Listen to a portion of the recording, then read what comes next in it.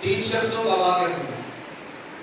تین شخص کسی سفر پر تھے اور رستے میں طوفانی بارش آ گئی تو دیکھا کہ کوئی چھپنے کی جگہ تلاش کریں جہاں پر چھپ سکے۔ تو ان کو ایک پہاڑ میں ایک بڑی غار نظر آئی جس میں پانی نہیں گر رہا تھا اور ہوا کا دباؤ بھی وہاں کم تھا۔ تو وہ تینوں اس غار کے اندر گھس گئے۔ اب اللہ کا کرنا کہ جب بارش ہوتی ہے تو یہ پتھر ریت پر کھڑے ہوتے ہیں، پتھر لڑکا اور اس نے غار کا منہ بند کر دیا۔ پہلے تو مصیبت تھی بارش کی، تیز ہوا کی، اب مصیبت بڑھ گئی کہ نکلنے کا کوئی راستہ نہیں اور قریب میں کوئی آبادی نہیں، کوئی آتے جاتے آواز سنے اور ان کو نکالے۔ تو پھر تینوں نے بیٹھ کر مشورہ کیا۔ یہ جو مشورہ ہے نا، یہ اتنی عمدہ چیز ہے کہ اسی معاملے میں، گھریلو معاملات میں، دینی معاملات میں جب بات مشورے سے طے ہو جاتی ہے تو پھر کبھی اس پر ندامت نہیں ہوتی۔ اس لیے گھر کے جو معاملات ہیں اس میں حکم مسلط نہ کیا کرے، گھر والوں سے مشاورت کرے۔ بچوں کے معاملات طے کرنے ہیں، شادیاں کرنی ہیں تو بچوں سے مشورہ کیجیے، وہ اس بات پر راضی ہیں کہ نہیں ہے۔ پھوپھی کی لڑکی لینے کے لیے آپ کا بچہ راضی ہے بھی کہ نہیں ہے، آپ کا بس زبردستی کر رہے ہیں، حکم چلا خبردار تو بول رہا تھا میرے سامنے بولے تو کل کو یہ رشتہ چلے گا نہیں چلے نہیں۔ تو آپ انہوں نے کیا کیا؟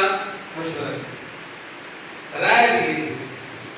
کہ تینوں نے اس بات پر اتفاق کیا کہ اب سوائے اللہ کے ہمیں یہاں سے کوئی نہیں نکال سکتا۔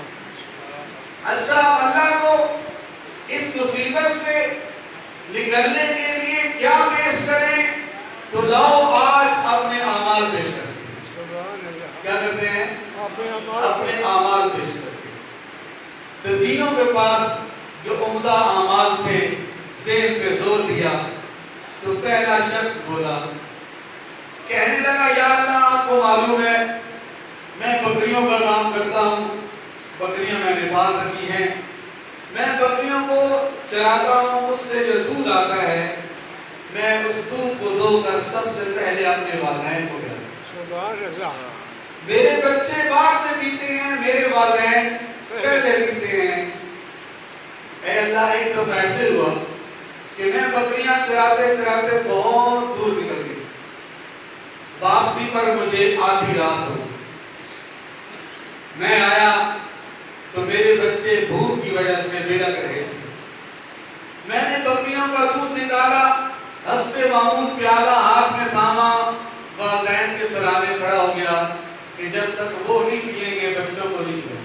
سبحان اللہ۔ اے اللہ، بھوک سے میرے بچے تن مرا رہے تھے، میری ٹانگوں سے لوٹ پوٹ ہو رہے تھے، میں نے تب تک ان کو دودھ نہیں پلایا جب تک میرے والدین نے اٹھ کر دودھ نہیں۔ اے اللہ، اگر یہ عمل میرا آپ کو پسند ہے تو ہمیں اس مصیبت سے نکالیں۔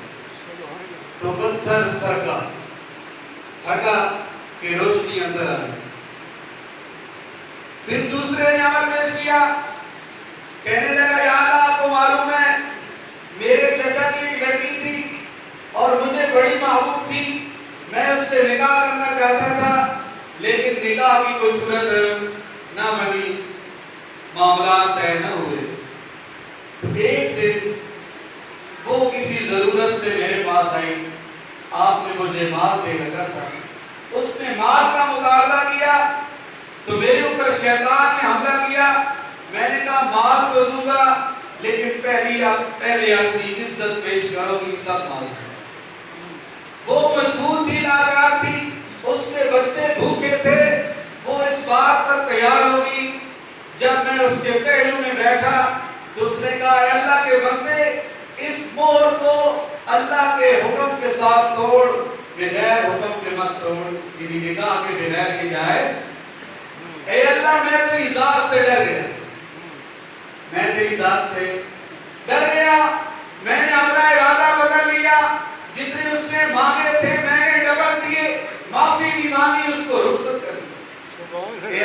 اگر یہ عمل آپ کو پسند ہے تو ہماری مصیبت کو تو بدتر سر تھوڑا اور سر. پھر تیسرے نے جو عمل پیش کیا یہ بڑا ہی قابل غور ہے. پہلے والے دو عمل بھی بڑے اچھے ہیں، لیکن اس عمل کو سن کر آپ اپنی زندگی پر بھی غور کیجیے. کیا ہم میں بھی کوئی ایسا جذبہ ہے کہ کسی کے حقوق کو اس طرح ادا کریں؟ تیسرے نے کہا اے اللہ میں مزدوری پر لوگوں سے کام لیتا تھا اور سب کی مزدوری دے دیتا تھا. ایک دن ایسا مزدور آیا جس نے کام کیا مزدوری نہیں وصولی، مزدوری چھوڑ کر وہ چلا گیا. تو مجھے بھی تعجب ہوا کہ کیسا آدمی تھا کہ مزدوری بھی کی، پیسے نہ لیے اور چلا گیا.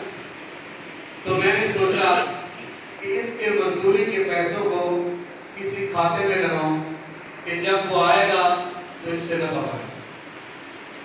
اے اللہ میں نے اس سے ایک بکری خریدی، بکری سے 2 بکریاں ہوئی، پھر بکریاں بیچ کر گائے خریدی، گائے سے 2 گائے، مال بڑھتا چلا گیا. مال اتنا مال بڑھا کہ ایک گایوں کا ریوڑ بن گیا، ایک اونٹوں کا ریوڑ بن گیا، ایک بکریوں کا ریوڑ بن گیا. وہ بندہ بڑے عرصے کے بعد آیا اور اس نے کہا کہ مجھے میری مزدوری دے. کیا کہا کہ مجھے میری مزدوری دے دو. تو میں نے اس کی مزدوری اس طرح ادا کی. میں نے کہا یہ جو اونٹوں کا گلا ہے یہ تیرا ہے، یہ بکریوں کا ریوڑ تیرا ہے، یہ جو گائے لمبی قطار میں نظر آ رہی یہ تیری ہیں. تو وہ کہنے لگا اکستازیو کی، کیا تو مجھ سے مذاق کر رہا ہے؟ میں نے کہا خدا کی قسم یہ تیری مزدوری کی بڑھوتری ہے، میرا اس میں کچھ نہیں. سبحان اللہ سبحان اللہ. اے اللہ اس نے خوشی خوشی اونٹوں کو، بکریوں کو، گایوں کو اپنے آگے لگایا اور لے کر چلا گیا. اس اللہ کے بندے نے بطور انعام کے مجھے ایک بچہ بھی دیا. سب کچھ لے کے چلا گیا اور میں تیری رضا پر راضی ہو کر خوش ہوا کہ شکر ہے میں نے کسی کی مزدوری بڑھا دی. اے اللہ اگر یہ عمل آپ کو پسند ہے تو ہماری مصیبت کو دور کر دیجیے. تو پتھر ہٹا، تینوں بہرا. تو کیا اس طرح کے صاف معاملات ہمارے پاس بھی ہیں؟ نہیں. کیا کچھ دکھانے کے لیے ہم نے بھی سما کر رکھا ہے؟ دنیا کی نعمتیں اکٹھا کرنے میں سبھی نے کوشش کی ہے، لیکن اللہ کو دکھانے کے لیے کیا کسی کے پاس کوئی عمل ہے؟ کسی نے کوئی ایسا عمل چھپا رکھا ہے کہ جو مصیبت کے وقت کام آئے اور سب سے بڑی مصیبت تو قبر سے شروع ہو جاتی ہے؟ تو خدارا اپنے والدین کے ساتھ اچھا سے معاملات کی درستگی رکھیے اور زنا بدکاری سے اپنے آپ کو دور رکھیے. دیکھیے تمام نیکیاں کرنا کوئی ضروری نہیں، لیکن تمام گناہوں سے بچنا ضروری ہے. گناہ چاہے چھوٹا ہو چاہے بڑا ہو، گناہ ہو. ایک گناہ وہ ہوتا ہے جو بڑا گناہ ہوتا ہے، ایک گناہ چھوٹا ہے تو جو بڑے گناہ کا پیش نامہ ہوتا ہے وہ بڑے گناہ کی طرف پہنچا دیتا ہے. آقا نے فرمایا اتقوا بمواجہتہم کہ تہمت کے مقام سے بھی بچا کرو، تہمت کے مقام سے بھی بچا کرو. تو گزارش یہی ہے کہ آج کا جو درس تھا کہ اما یبلغن عندک الکبر احدہما او کلاہما فلا تقل لہما اف ولا تنہرہما وقل لہما قولا کریما. کہ اپنے والدین کے ساتھ اچھا سلوک کرو. ان میں سے کوئی ایک بڑھاپے کی حالت میں تمہارے پاس پہنچ جائے تو ان کو اف تک مت کہو، ان کو جھڑکو مت، ان کے ساتھ اچھی بات کرو. اپنے پروں کو، بازوؤں کو ان کے سامنے پھیلا کر رکھو. طاقت اور زور اور روب اور دبدبا اس کو پیچھے ہٹا کر رکھیے کہ والدین اب آپ کی کفالت کے مستحق ہیں. آپ انشاءاللہ والدین کی خدمت کریں گے. یہ ایسا عمل ہے جس سے رزق بھی بڑھتا ہے، عمر بھی بڑھتا ہے. کیا بڑھتا ہے؟ رزق میں بھی اضافہ ہوتا ہے اور عمر میں بھی اضافہ ہوتا ہے. اللہ تعالیٰ سے دعا ہے کہ اللہ تعالیٰ مجھے اور آپ کو عمل اور سمجھ کی توفیق عطا فرمائے. جن حضرات نے سنت نہیں پڑھی وہ سنت ادا کریں.